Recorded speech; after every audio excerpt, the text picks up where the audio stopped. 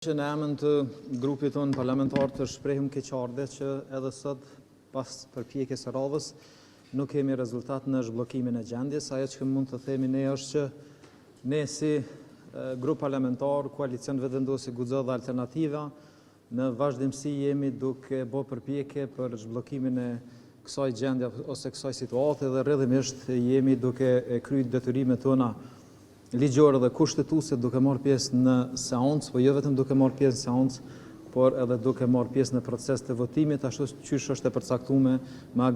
vendimin e gjykatës kushtetuese të vitit 2014. Nikosisht është shumë e rëndësishme, vetëm ta përfundoj, nikosisht është shumë e rëndësishme të potencohet që meqense ka sot një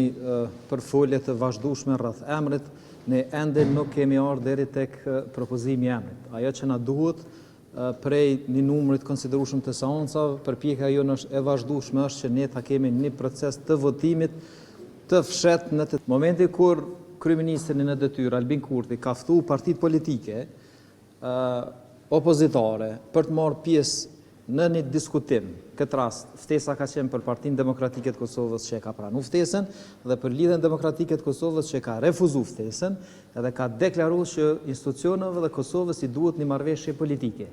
Ky takim ka pas për synim arritjen e një marrëveshje për dakordimin për konstituimin e kuvendit edhe zgjedhjen e kryetarit dhe nënkryetarëve të kuvendit nga shumica shqiptare. Ky takim, do thotë dihet epilogu, ka marrë pjesë kryetari i PDK-s, jo i LDK-s.